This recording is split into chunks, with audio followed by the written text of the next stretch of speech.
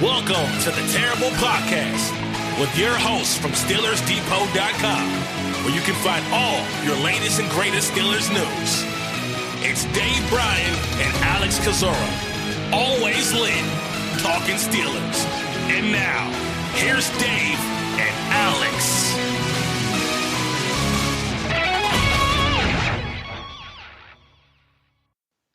Welcome to the Terrible Podcast, Season 11, Episode 10. He's Dave Bryan. I'm Alex Kozora, SteelersDepot.com. Thanks for being here this Friday, Steelers Nation. If I sound a little weird, I apologize. I'm in a different location today because my power's out. Because, of course, it is, because 2020. But anyway, enough about me. Dave, how you doing? Doing good. You actually are in Mom's basement today, huh? Literally at my mom's house. They're on vacation. And, I'm in Mom's basement today. Go ahead and raid that refrigerator while you're over there, and get your lunch and all like that. All the bagel bites I can dream of. Yeah, get the folded laundry or that kind of stuff there. All right. What'd you have? Storms go through there or what? Yeah, we've had some crazy storms. Hopefully everyone down south in the Louisiana area has been staying safe. Any Steeler fans down there with that hurricane that rolled through. I don't think that was what we got quite yet. But yeah, I guess some storms knocked out the power like 2 a.m. last night. And the company's saying it'll be back on between like 11 and January. I have no idea. We'll see what happens. I do not miss living on the Gulf Coast. I don't know if I've mentioned that enough yet since moving out here in the desert. But lived through far too many of those. And hopefully... Any hurricanes? Oh, yeah. Lived through many of hurricanes, yeah. Any notable ones? Hurricane Ivan. Okay. Obviously, back in, I think it was, 2004. We had just built a new house then, too. I think we had been in that house about 6 months. Huge house, lots of property, lots of privacy fence, and lost about 48 foot of privacy fence when that one came through Pensacola there, and obviously various other ones, because we lived there obviously in Pensacola for 40 something years there. When I was younger, Hurricane Frederick in the 70s was really pretty much a direct hit on the area, and even Hurricane Camille back when I was a baby in like 69 or something like that. We were evidently all huddled up in my grandparents' house, and tornado came through, ripped the roof right off the house with all of us in it. So unfortunately, I wasn't able to, wasn't old enough to remember that. But that's just a few of them, and it's so nerve-wracking when one of those storms is coming, and you don't know which way it's going, and you got to go get to the store, get gassed up, and all the stores run out of things, relatively quick because everybody panics. And yeah, I don't miss anything about those. But if anybody listening lives in that area, we obviously hope you fared okay. Yeah, Laura was a beast of cat for. My mom went through Andrew in '92, so that was scary for sure. So yeah, the feeling there. A lot of people forget that Andrew ended up coming up, right through, pretty close to Northwest Florida area as well too. After it went buzzsawed through Homestead and all like that back there, and I think that was about 87, 88, 86, right around in there. Was it 92? I think it was 92. Was that when Hurricane Andrew? Yeah, because right before I was born. Huh. Okay. Is this Weather Channel here? Weather Channel Deep? We'll check that really quick because I'm curious. I think it's 92. 92, yeah. August, let's see, August 16th through August 28th there. Seems like it was in my head back later 80s, but might have been another storm. Anyway, hope everyone is staying safe. Dave, before we even start with training camp news and the injury report, which we'll get to briefly, I want to start with, I think, the biggest news that has come out. Is this the Jadeveon Clowney news? Oh, my God. Do you have any credence to that? I like Tony Pauline, but I can't even stomach even writing about that. That's how untrue I think it is. We're probably the only ones who haven't written about that, and there's a good reason behind it because, there's just it's unfathomable, It's just some clicks. It would get us some clicks. Yeah, it would get us some clicks, but we're not desperate enough for those kind of clicks, I don't think. So that should tell you a bunch there. But yeah, I like Tony Pauline, especially during draft season. Breaking news, though, is not his kind of specialty there. So the Steelers sniffing around Clowney, if indeed such a instance happened, it probably went, hello, Jadeveon? Would you like to play for the minimum and back up Bud and Watt and run down punts and kickoffs? Oh no. Oh okay. But it's just so that wasn't what the breaking news that you want to talk about then. No, okay. But since you brought it up, yeah, don't expect Jadeveon Clowney in a Pittsburgh Steelers uniform. What I do want to talk about is something that I know that'll make us, and I think Steelers Nation as a whole, very happy that Bill Nunn has been selected as the finalist for the 2021 Hall of Fame class. And while that does not guarantee he'll be inducted in a kid, it makes those odds extremely high. We know this is a move, Dave, that is very long overdue and should have happened when Bill Nunn was still alive. But I'm very glad to hear this news, and that hopefully this time and by next season he'll be in the Hall of Fame. Yeah, finalist as a contributor under the contributor category, which obviously hasn't been around too terribly long now. But yeah, I mean, this is something we've talked about a few times. I think written quite a few times, and obviously this has gotten. This went from really no talk about Bill Nunn to talk about. I mean, it really picked up steam super quick, and obviously glad to see. And now that he's been named finalist, it's virtually guaranteed. I mean, obviously needs 80% of the vote, and there's no way he doesn't get that as really the only contributor finalist, right? Yeah. No, I think obviously it's pretty assured that he will get in, and just for what he did, they're calling him the Super Scout, and he was, for not only what he did for Pittsburgh though, but just the NFL as a whole, to uncover HBCUs and smaller schools and just players who were so overlooked, and he was the guy that knew these players as well as anybody, and he was doing that at the Pittsburgh Courier before the Steelers convinced him to join them full time as a scout and help build the greatest draft class ever in 1974 and one of the greatest dynasties in NFL history. Way back, and obviously if you have Google News search or even better, newspapers.com, you want to give yourself a good birthday or Christmas present, get yourself a subscription to newspapers.com. You'll spend hours on that if you do, but you can go back, to those old Pittsburgh Press or Courier issues and all like that, and read, and he was the only one really at that time that gave any press whatsoever to the black college all-stars or the top players coming out of these small black colleges, and obviously had the do you remember what he called the all-stars, or I forget what he actually titled those, but there would be a huge article that would run every year of him highlighting the top kind of small black school players, and that was really the only press and really kind of the only scouting going on of those players at the time. So he was really, like you said, scouting players as a journalist, as a reporter before anything there, and that's obviously how he got his start, and obviously became part of the Steelers organization and moving on from there. But go back and reading some of those old Courier articles and all like that, when he would highlight the small school black all-stars, is really phenomenal. And a lot the stalwarts and right. Obviously the shells and the players that he helped unearth, and the stories behind them as well, just fantastic. It is long overdue. And look, I am a big Gil Brandt fan.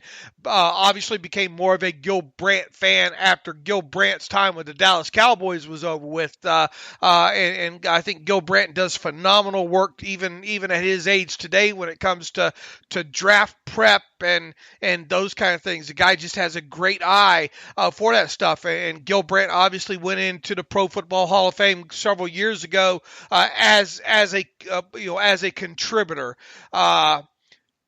To me, though, it was kind of a bit of a slap in the face that the guy that was beating them in those, or the team that was beating them in the Super Bowls those years, had their own contributor in Bill Nunn, and And if anything, those two should have gone in the same year, under the contributor category, if not for Bill Nunn going in first. So the fact that it took kind of the groundswell that it took this last, and it's not really even been a calendar year, right, Alex? I mean, we've been grumbling about Bill Nunn, but when did the groundswell really pick up? 5 months ago, something along those lines. For it to have to come to that, and thankfully the end product is Bill Nunn looking like he's going to get in.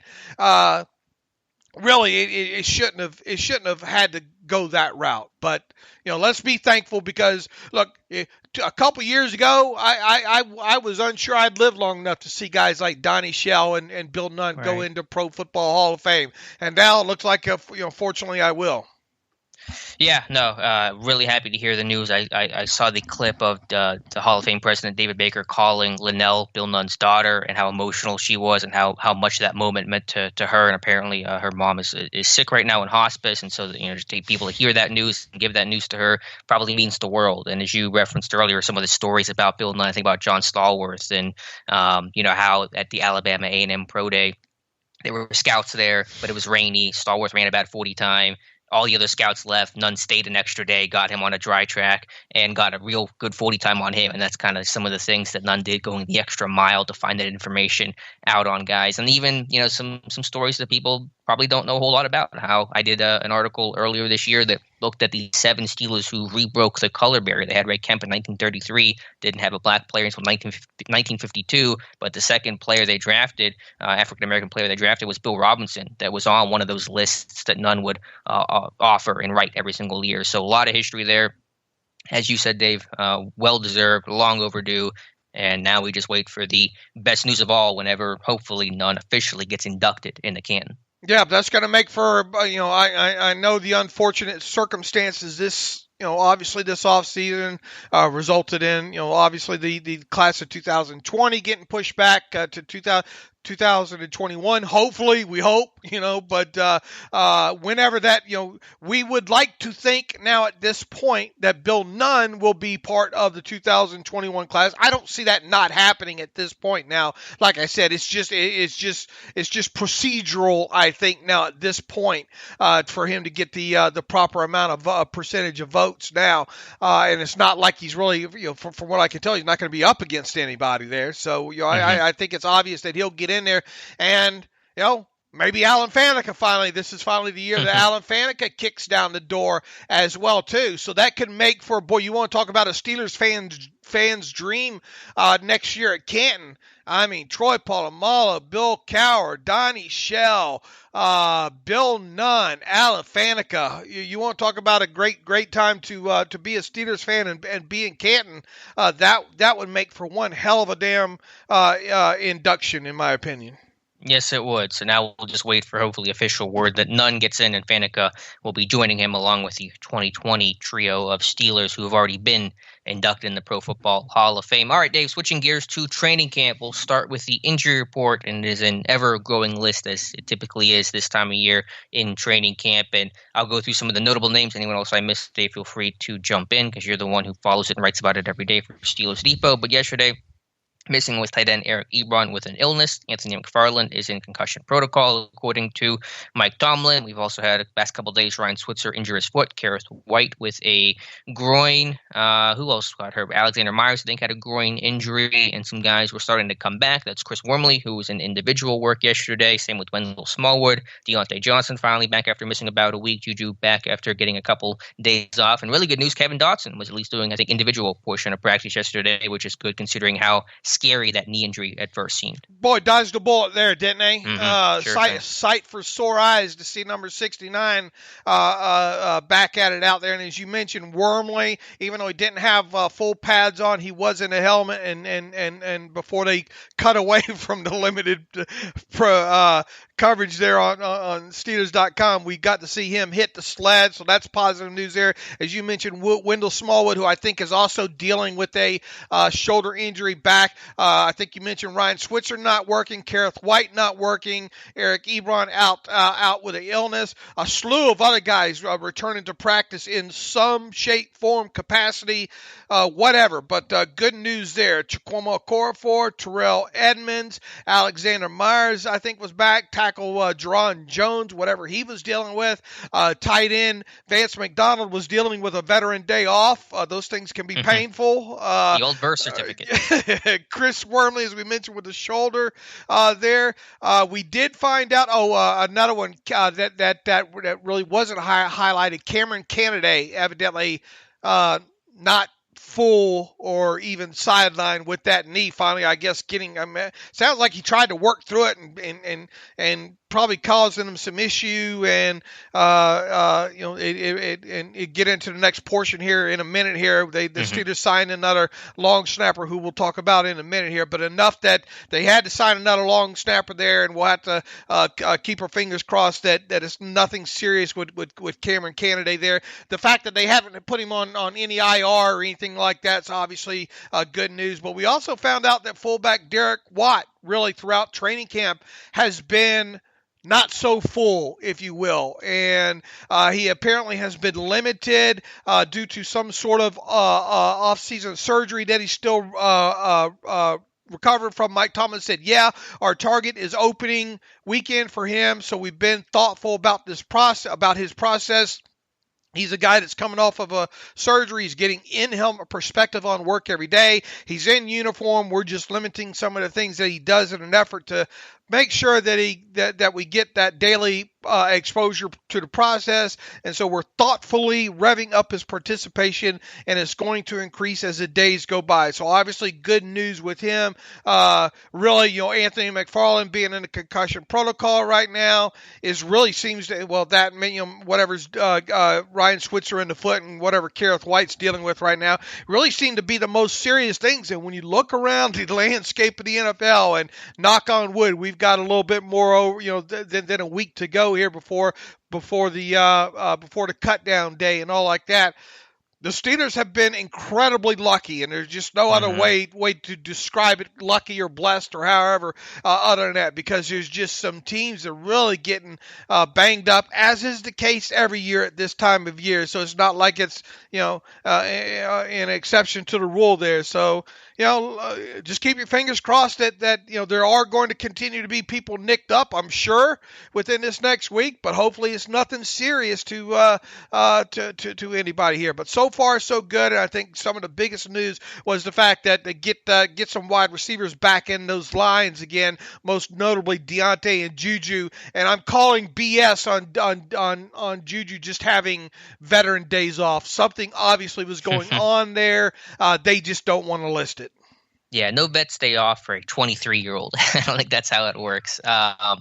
It's good for this team to be healthy. Obviously, there is an element of luck to it, but I'll have to give kudos to those guys for, as Mike Tomlin said, showing up in great shape and helping to avoid some of those soft tissue injuries that can happen if you're not in great condition, if you haven't taken care of your body over the last 3-4 months heading into training camp. That does not obviously prevent the severe injuries like a torn ACL, but it can avoid some of those hamstrings and soft tissue injuries that can plague these guys for weeks at a time. So I'll give kudos to the whole group for appearing to stay ready and in good condition, as indicated by the lack of those soft tissue nagging type injuries. Yeah, and look, these kind of things do happen, and it's hard to point your finger because I like to say pigs don't know pigs stink sometimes, and these kids got to sometimes find out for themselves.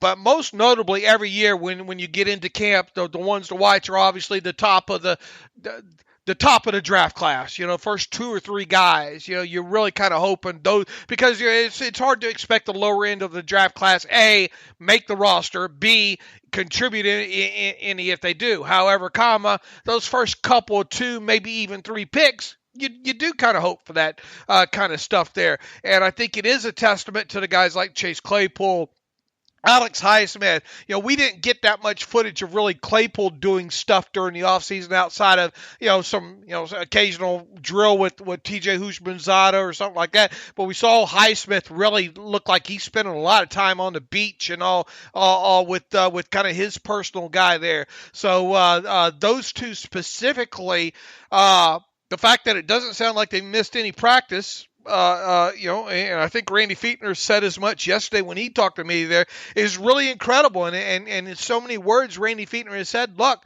the shape that a guy like Claypool showed up in, and him being able to take all of his reps has in a roundabout way really resulted in him getting more reps because you have guys like Deontay sidelined. You have guys like Juju missing time. You have a guy like Ryan Switzer now dealing with a foot injury. You've had a guy like Anthony Johnson banged up. You could probably go down the list and find one or two more as well there. So it is a testament to these guys in such a troubling offseason and odds, cards stacked against these guys to still power through it and show up in great physical conditions. So yeah, kudos.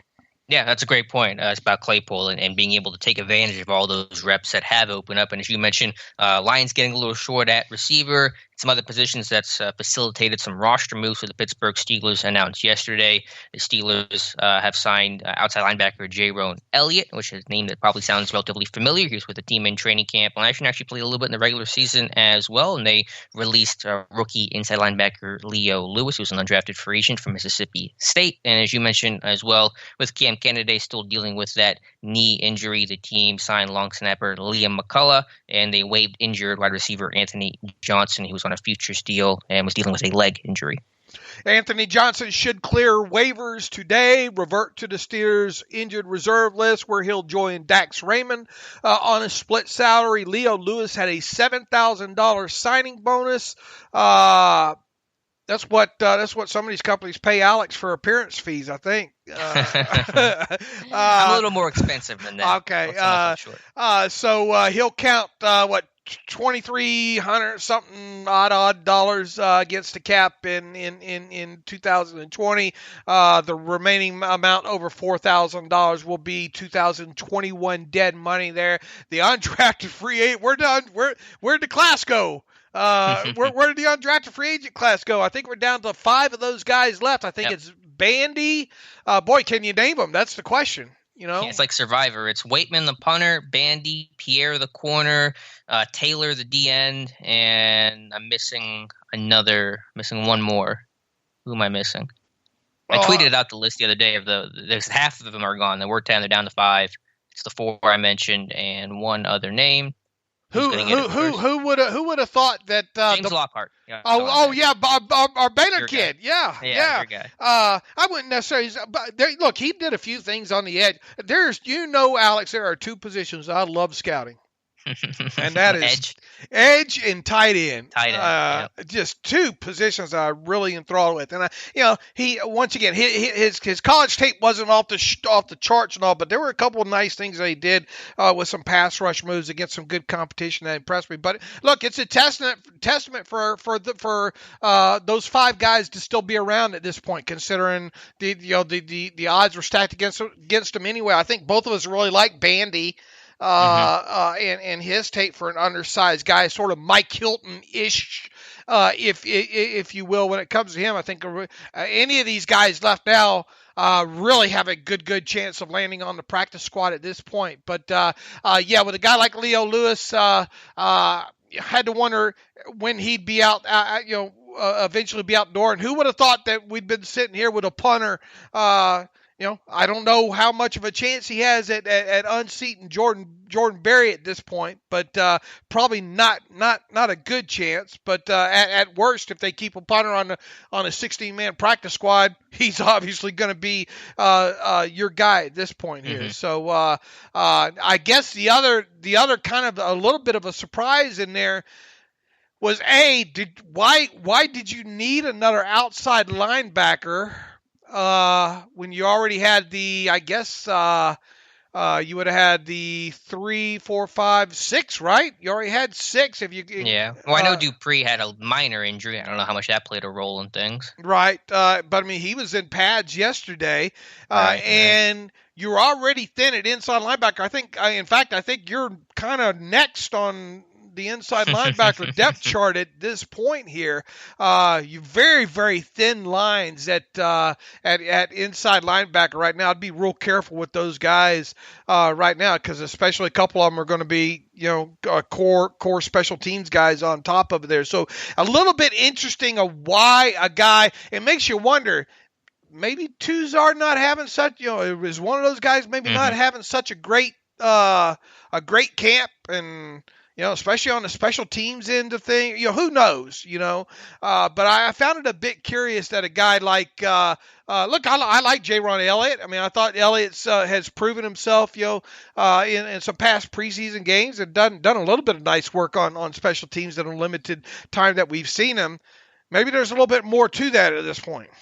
Yeah, it was a little strange. And as you mentioned, the depth at inside linebacker, they're down to 4. They're down to basically the 53-man roster of Devin Bush, Vince Williams, UG3, and Robert Spillane with the release of Leo Lewis. And what that led to kind of shore up the numbers a little bit, which was notable from yesterday's practice, was Marcus Allen, the third-year safety out of Penn State, played some inside linebacker, going through individual drills and then going through team session at inside linebacker as well. And so that's a guy that talked about versatility. Tom Bradley talked him up last week. Mike Tomlin was talking about how kind of the intellectual and the mental side is catching up to his physical tools. This is a guy that I thought was squarely on the roster bubble entering camp. Now with that increased versatility, I think he's on the inside of making the roster. Boy, he is a guy that you kind of wondered about going into this year's training camp. It was make or break for him. Yeah, it really is, and it looks like he's close to being mark in pin. I think at this point, I mean, when you consider that the depth that, really how short that depth chart is at inside linebacker right now. Now, he would really be in a break glass in case of emergency type situation there. But that, and then, the other different kind of, the safety positions, he could probably play both. You would hope that he would know both free and strong safety roles, at this point. And you would hope, just because of his tackling ability coming out of Penn State alone, that this is a kid that would give you something on special teams, to that degree. So where we sit right now, and I think I had Marcus on my practice squad on my last 53-man roster prediction. So that will obviously change, barring something happening between now and the next time me getting that out. Is he will be the fifth safety, I think, on my 53-man roster, and I think that means Antoine Brooks Jr. probably going to be slated for the practice squad now. Yeah, I think your safeties will be Minka, Edmonds, Riley, Dangerfield, and Allen. And with the inside linebacker thing, it's less about the likelihood of him actually playing inside linebacker. God forbid that happens, because that means something went horribly awry. But it's just showing that they trust him, they like his development, and they're willing to start moving him around. Usually means a guy's coming along and they're liking what they see to give him more responsibility. So that's kind of more why my antenna went up for this move, not because I think he's actually going to play a lot of inside linebacker this year or maybe any time in his career, but just because they probably like his development. So I think he's got the inside track over Antoine Brooks right now.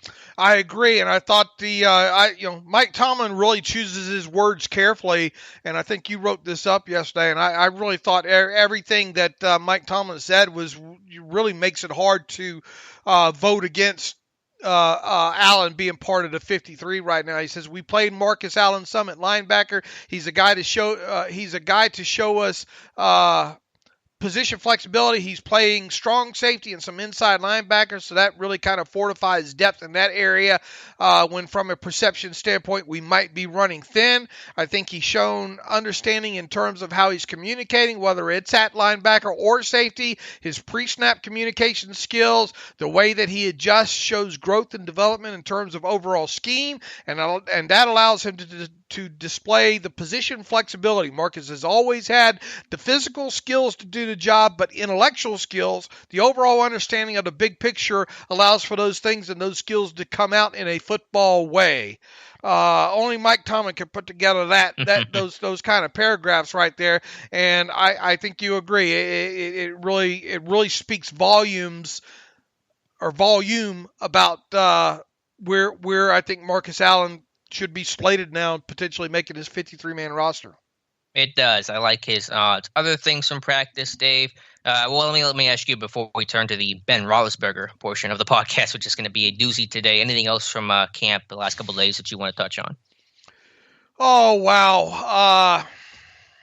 Chase Claypool continues to impress. Everyone's talking up Claypool. Nothing really new there at this point. Yeah, Ben saying that Ben was really praising Claypool again, which is good. Talking about changing plays, and the rookie basically saying he's got it, kind of thing. Randy Feetner, as we talked about kind of earlier in the show, talking about his conditioning and how that's allowed him to stay on the practice field there. Look, I mean, there's not a lot to not like about so far. Once again, about these top several picks in Claypool, Highsmith, McFarland. Obviously a guy like Dotson. I mean, it's going to take something monumental for him to see playing time as a rookie. But those other three that we just talked about there, those guys. The word out of camp, especially out of the coaches' mouths so far in veteran players has been strong. Now, have always been resigned to the fact that a guy like Claypool can help you right out of the chute in red zone. It would be a huge upset now if that's not the case with him.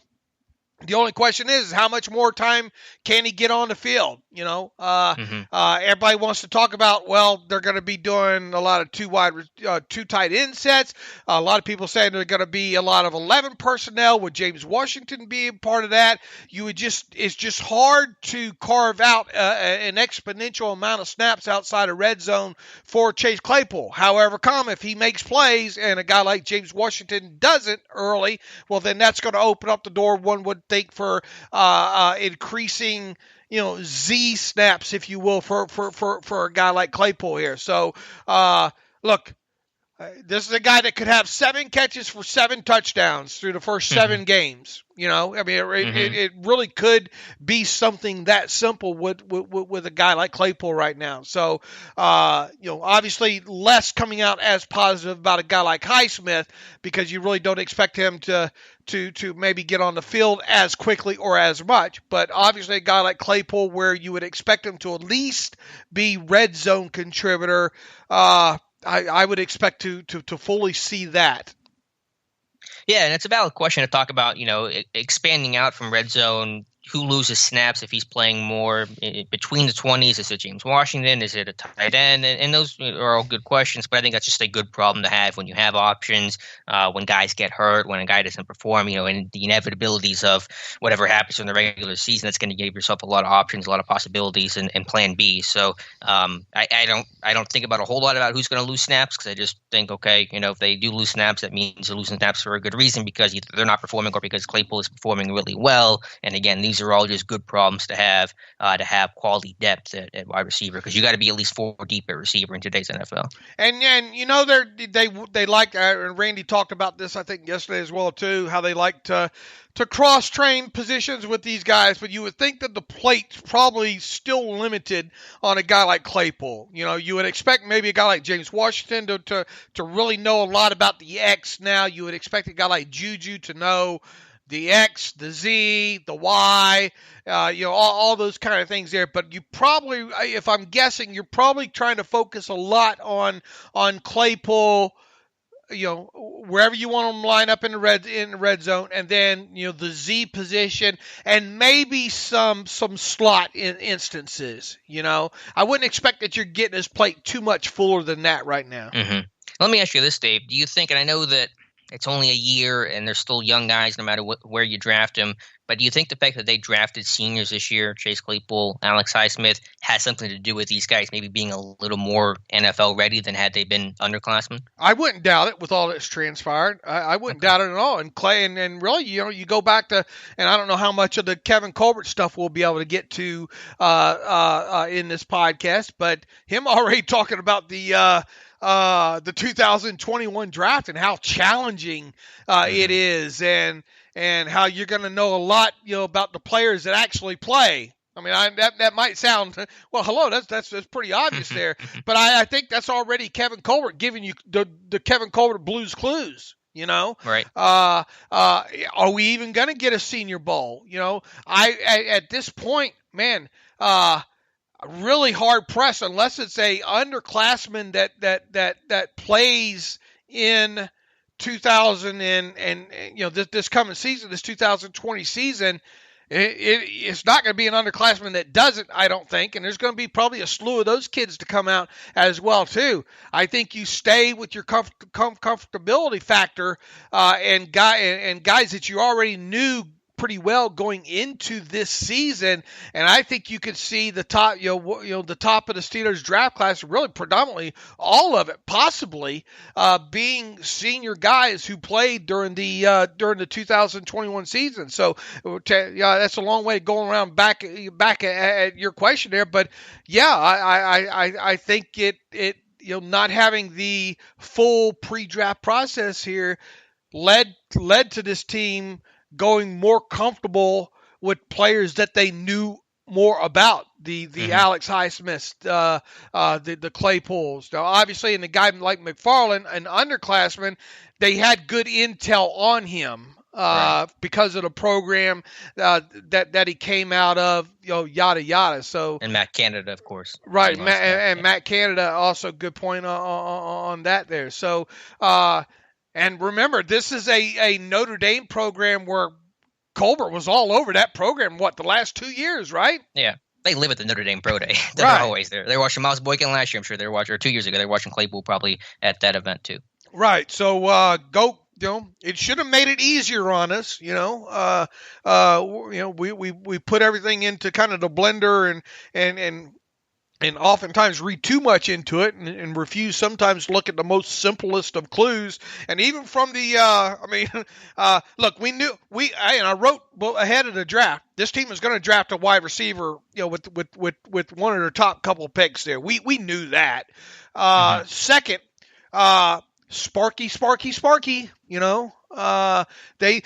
One thing too, and I hate to jump down the rabbit hole here, but when Mike Tomlin was talking about Bill Nunn and some of the things that he had learned from Bill Nunn, those are a lot of things the Steelers still practice today. The ability to bend. I wish I had that quote in front of me right now. Do you have that exact quote that Tomlin said about the athlete or? Right.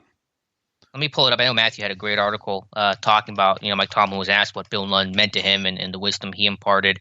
Let me go ahead and find it here. Yeah, he says, quote, his evaluation style was purely based on pedigree, knee and ankle flexibility, body control, fine motor skills, top-end speed, measurables, things of that nature. He never got distracted by the football, and he kept evaluations pure from a pedigree standpoint. I was always really impressed and marked by that. Unquote. What a quote.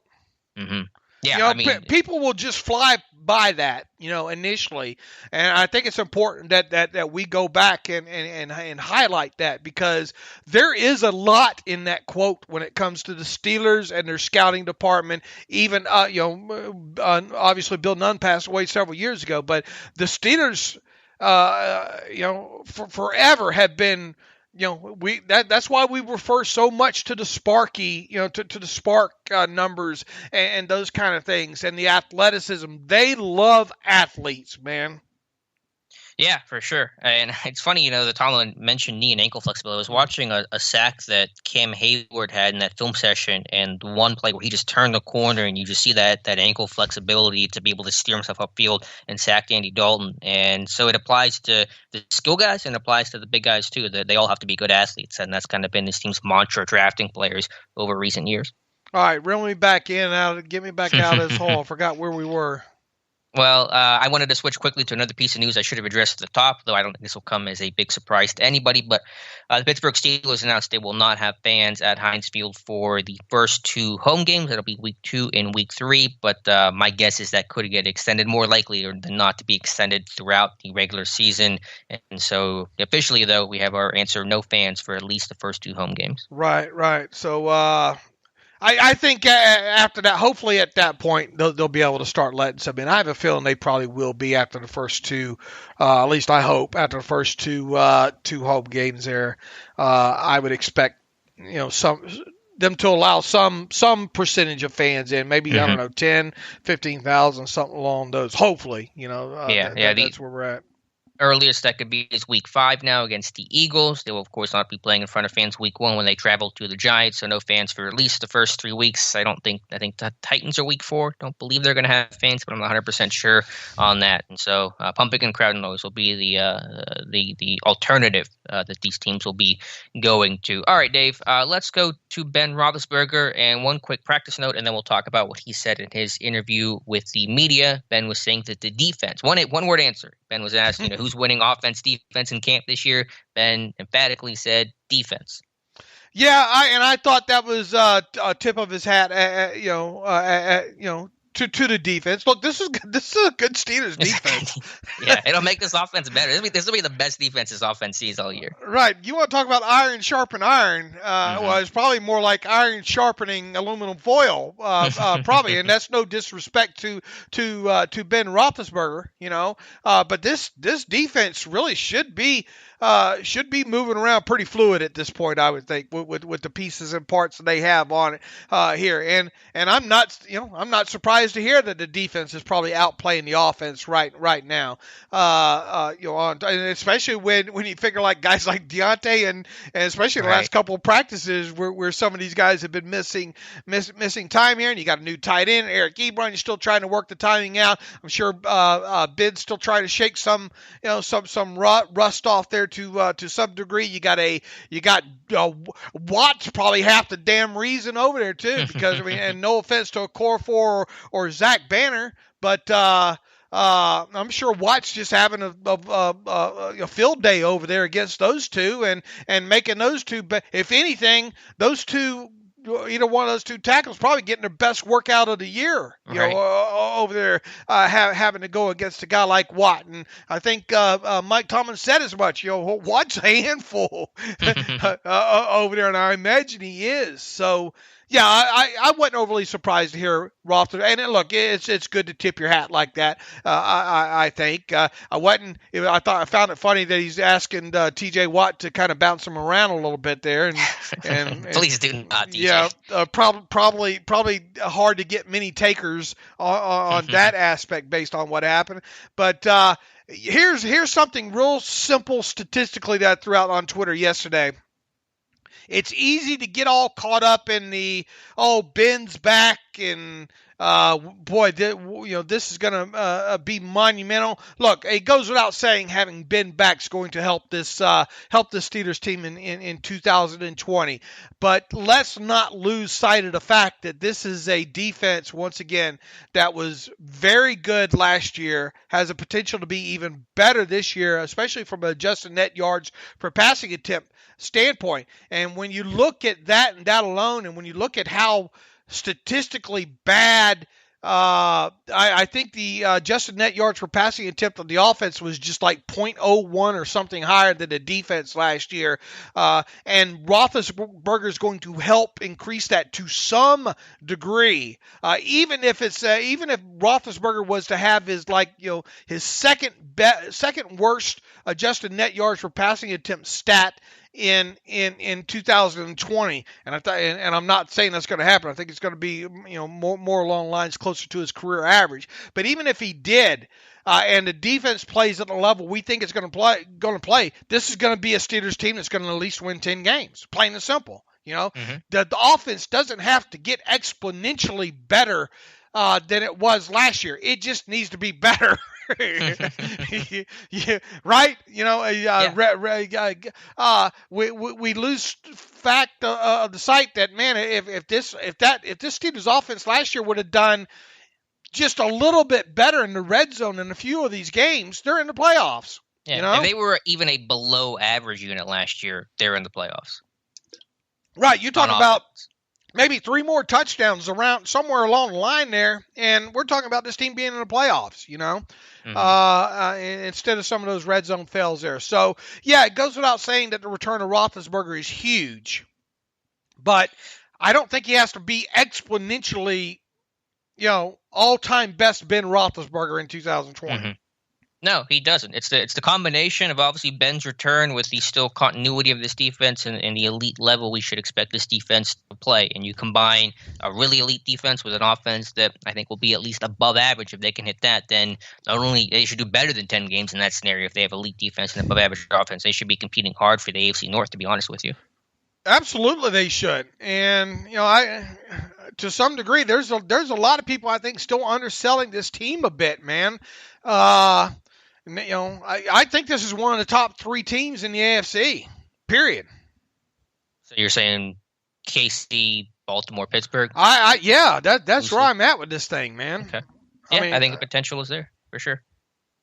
And once again, I'm not trying to undersell the return of Ben Roethlisberger here. I'm just saying that, man, this defense, as Roethlisberger really indicated, is good. Mm-hmm. And Ben did talk to the media yesterday, and all offseason, Kevin Colbert, I think, was one of the first to say, and Ben has certainly followed suit, talking about that they think he could be better post surgery. And you're kind of wondering, well, how is a 38-year-old quarterback coming off major elbow surgery going to be better? But to hear Ben tell it, I mean, just the fact that he has no pain. He had some really good insight, I think, with Yahoo, with Therese Paylor, that he said he's had this elbow pain for 13, 14 years now, and it's always been acute in one little area. And now post-surgery, he has no pain at all. And he feels like that could help his deep ball because there isn't any sort of wincing or any sort of maybe subconsciously even hesitation when he wants to air it out. And the fact he's just playing pain-free, he's been practicing, on a pretty consistent schedule. We thought he would do the full day, half day, off day thing. He's been going 3 days in a row at a time, which is very unusual for him. And that kind of really points to the fact that he does truly feel better, that you can take him at his word when he says he feels like a different guy, that's true based on the way he's practicing. So, I think those are all really positive signs. And like I said, I think 2 podcasts ago, Dave, I think he's checked every single box that there is to check right now, and the only one left is just showing it in the regular season. We have said all off season, until we have a reason. People say, well, you're not going to come back from this, or people say, I'm worried about this, I'm worried about that. We have stated that, until we have some reason to worry, we're not going to worry, Mm-hmm. And we haven't had that. And if you have been living in or been in a coma since the original injury happened, and you woke up and came out of that coma, and all you did was watch Ben's press conference yesterday, Randy's press conference yesterday, and the episode 1 of the docuseries, which is absolutely fantastic. If it you was. haven't seen. Do you know when yet. part 2's coming out? As every Wednesday, I think, to my understanding. Talk to Ben's people about that the other day, and they said every Wednesday. So there's going to be 3 or 4 parts. Four total. Okay. Cool. 4 total in this, and it's supposed to come out every Wednesday, according to Ben's people. But you just watch that first episode. Watch Ben's press conference from Thursday and Randy's press conference from Thursday. That's all you need to know. I think of what he was dealing with and where he's at now. A couple of things that hit me is really he's not. Look, he admits he has. And it's expected. The only kind of pain that he's having right now is just arm fatigue pain, which is the normal after throwing X amount of balls back to practice. He's got a little arm fatigue. I mean, and mm-hmm. You would expect that. But he's not having any other stuff in the elbow. None of him having to, you hear Randy talk yesterday during that press conference about how all the little signs were probably there. Now they look back at it. Ben during meetings, kind of twisted his arm. I forget what exactly how Randy described it and all like that. But they're just and him trying to kind of keep his arm, motion his arm during practices and stuff like that.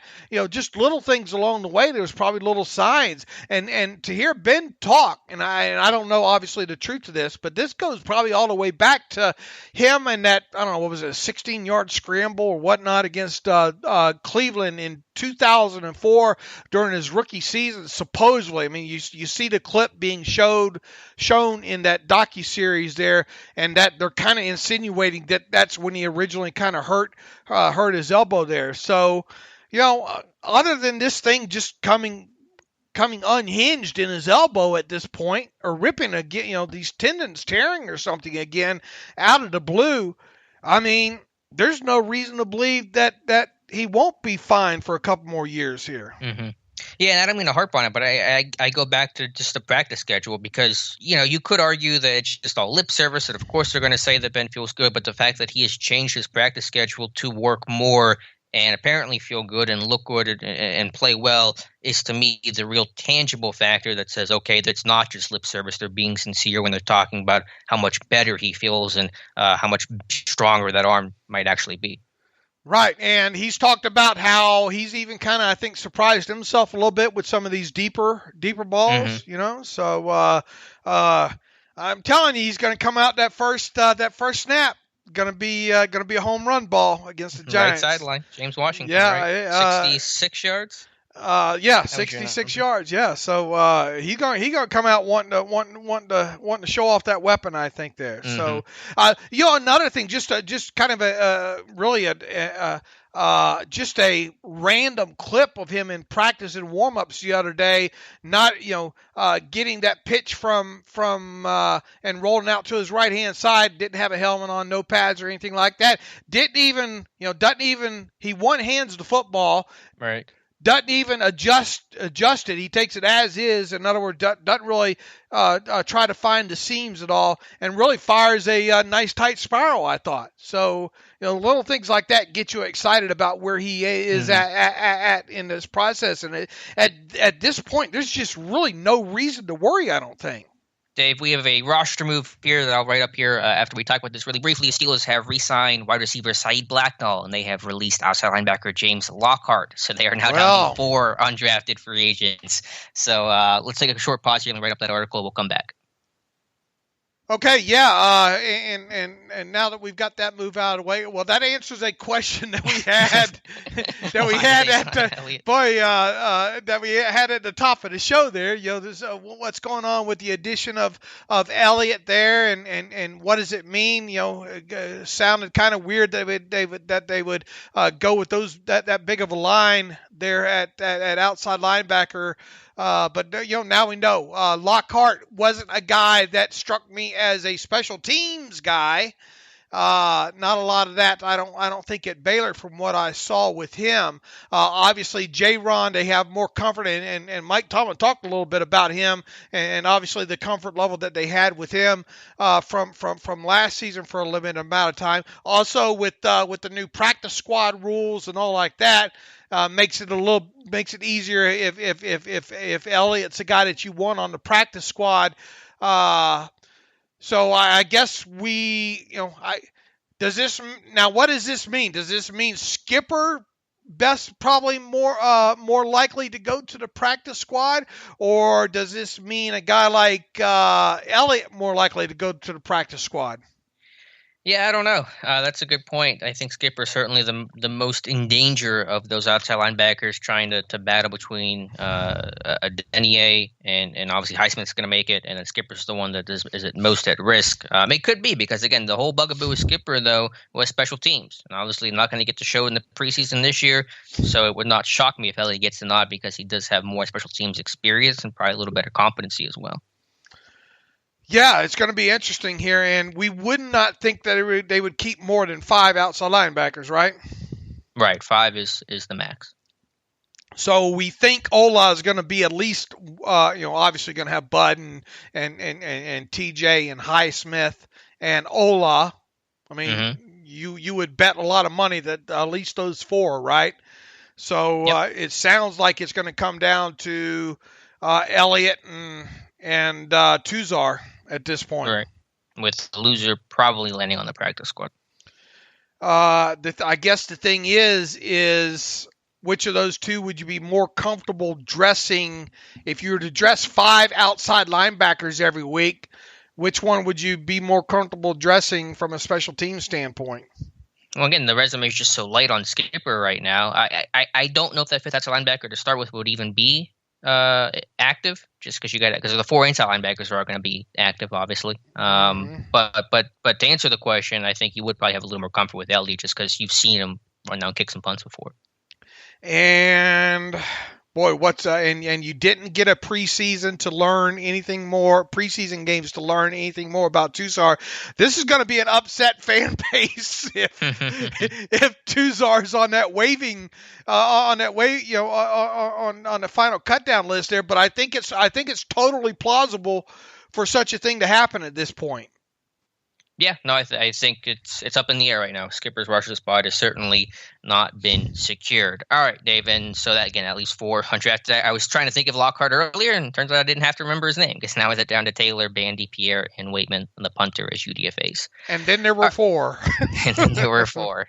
Lockhart off the island. He may circle back like Blacknall did, who's coming back to shore up some receiver depth. All right, Dave, anything else from Ben and what he talked about that you wanted to touch on in his long Zoom call with the media? No, just really, more than anything, him talking about his arm, I thought, and just other aspects of what Canada and Hilliard, some of these guys bring to the offense. Was there anything that stuck out to you?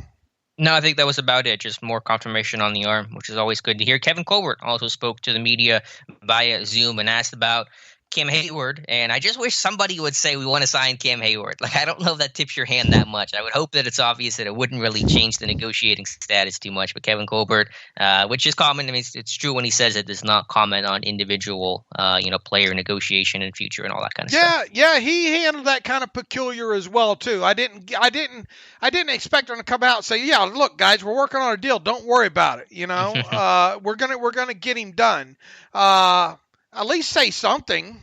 Give me some sort of warm and fuzzy feeling. I mean, look, I think we all know deep down inside how they feel about Cameron Hayward, but and Kevin went back to look, talking about the uncertainty of the cap floor, uncertainty how it, and if it makes sense for the team, they're going to do it there. But now you've got Art Rooney II, you got Kevin Colbert. They didn't say the wrong things. They just didn't give you any of the warm, fuzzy feelings there. But even so, even through all this not getting any signs or warm fuzzies, man, I still have a feeling that they're going to get something done with Cameron Hayward. There's just, I obviously don't know that for sure, and I've said all along, there's a possibility that they don't. Look, this would be done if it wasn't for this whole COVID thing and the cap uncertainty. I have no doubt in my mind this would be done by now. And look, you're dealing with a mega contract here potentially as well too. I did. Go ahead. Sorry, go ahead. Go ahead. I was going to switch topics briefly, but just say that what was interesting from that answer by Colbert was that he said the team has no intentions of amending their policy of not doing in-season extensions. That it's either going to happen basically before camp or before season starts, or it's not going to happen at all. And how many days we have? Like 18 now, 17 or 18 until the start of the regular season. So you still have there's still plenty of time.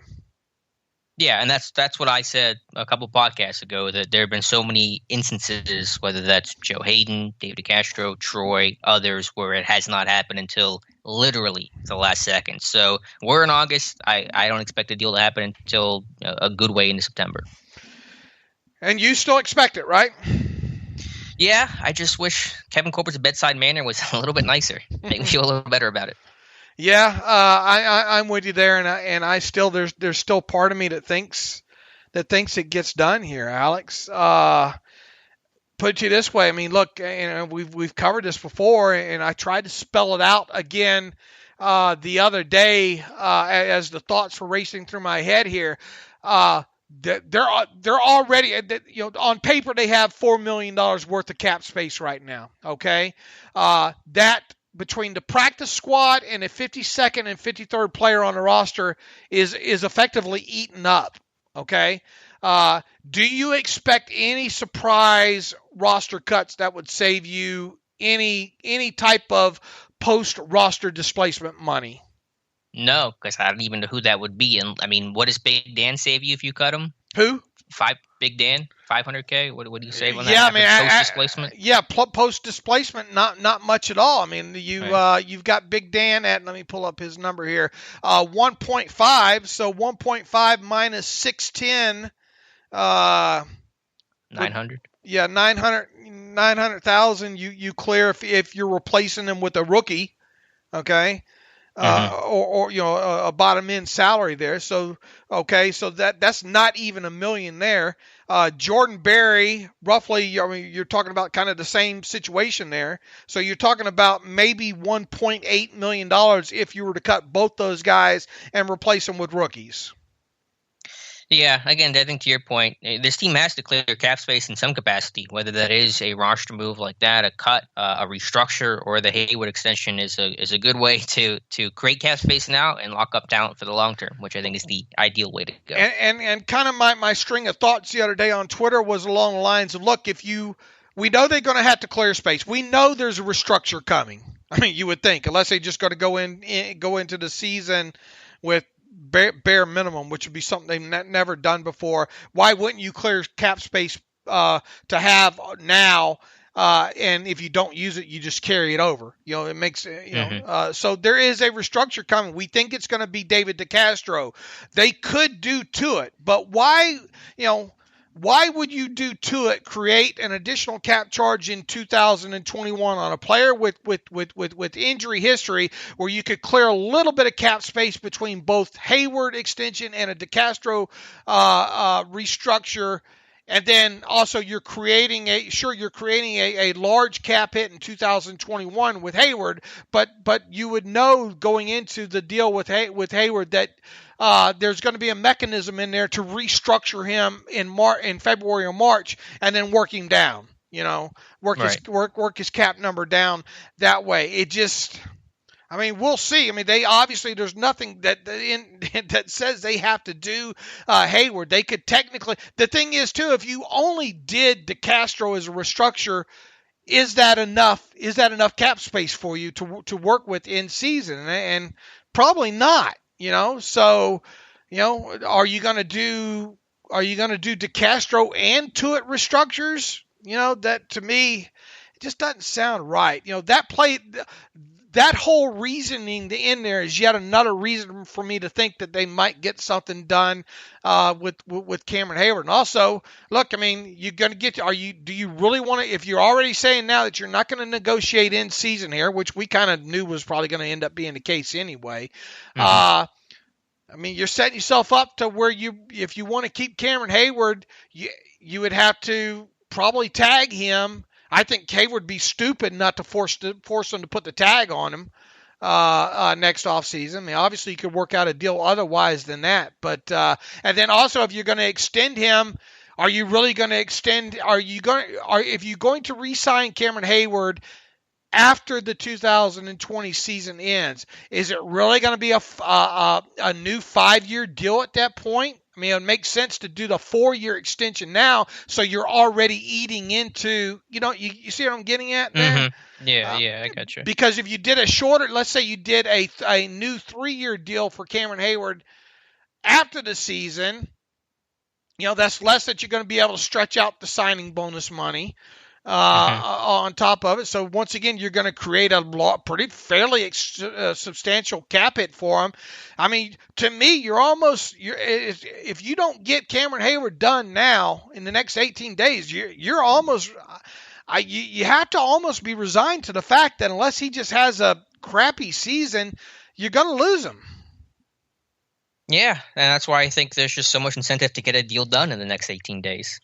It just makes too much sense on literally every single level. Yeah, it does me as well too. So we'll see. Once again, between what Art Rooney II and Kevin Colbert, really what they didn't say. It's not that they said the wrong things. I don't think it's just more that they didn't, for our own mental health, I guess, didn't say some of the things that we kind of would have liked them to say, I guess. But they didn't say the wrong things. There's not anything that'll cause us to go back and, assuming a deal does get done with Hayward in the next 18 days, say, aha, we caught him, kind of aspect there. So yeah.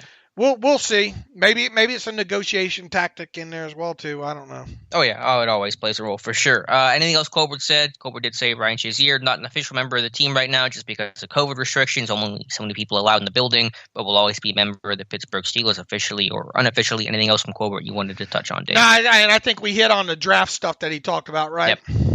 Okay. Yeah, saying how really next year's draft could be probably more difficult to scout and prepare for than this year's draft, which was done in the middle of the pandemic. Okay. All right, Dave, anything else you want to address, or we can get to some reader emails and close out the show? Yeah, I don't think we have many of those this trip around, too. Let's see here. If I can pull up a couple here. George Herreras writes in, hey, Jens, George in Virginia here. Quick question. Which team in the from 2000 to today do you think was the best equipped to win a Super Bowl but came up short? From 2000, you said, to today? That's a really good question. Man, was the one that lost to Jacksonville a couple years ago? Yeah, 2017. But how would that defense have survived moving even past that game? You give up a 40-burger to Jacksonville and Blake Bortles, I don't think you're winning a Super Bowl. What year was that with the Fitz-Toussaint fumble against Denver? Was it 2015? Was it 2016? They're running. Yeah, whatever year that was a really good. That was a good team. That even if the defense wasn't obviously at the level it was right now, I thought they were going to win that game. They go to the AFC Championship game if they beat Denver, and who knows what happens from there. Let's see. The 2015 team was the one that lost in the divisional round to Denver. Yeah, so that was the Fitz-Toussaint, because they were leading that game. They were driving. They were going to add to the lead, and I think they win that game if Toussaint is not fumble. Not to put it all on him, but I think they win that game if he hold on to the football. The problem was they ended the regular season with a 6.2 adjusted net yards per passing attempt stat. So the odds are, even if they get past Denver. Well, they made it they would have made it to the AFC title game with that adjusted net yards attempt. And who ended up? They would have played the Patriots, right? Yeah, was it the Patriots that year? That's probably statistically. It's the Patriots every year, right? Yeah, that's what I'm saying. Yeah, statistically, probably. So, I think about that. I think about the 04 team, stupid Rodney Harrison picking off Ben, pick 6 the other way. I mean, that was obviously a really special team. You win it the next year, obviously, but I think about 04 as well. I think I'm going to go with. Hold on here. Let me pull up some numbers here so I get it right.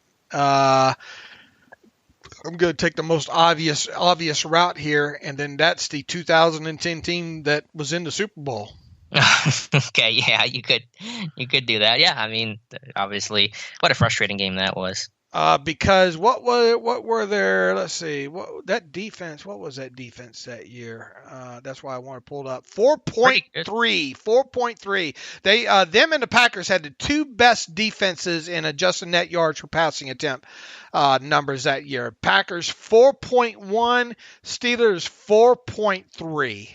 4.3. So that to me, and I know it's a kind of a cop-out because they were in the Super Bowl that year, but because of the way that defense was, that's why I'm going to go that answer, just because of the play of the defense there. So the fact that they were in the Super Bowl. And the fact they were in the Super Bowl obviously doesn't hurt there. So I'm going to say the 2010 team. Yeah, that's probably a better answer. I mean, I'm just trying to roll through the years. I don't know if 15 was truly the best team because they still had a ton of injuries that game and that year. But good question. I'll think about that one a little more.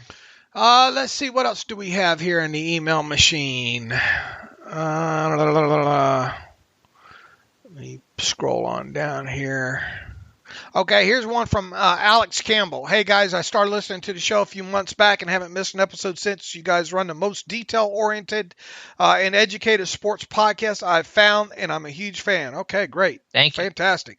Here's my questions. What would the Steelers do if, for whatever reason, they are unable to sign Hayward and potentially have no Cam, Bud, and Vince in 2021? Is it possible that we see a starting front seven featuring Highsmith, UG3, and either Bugs or Big Dan? What are the odds of something like this happening, and how much of a problem would it be for the Steelers defense?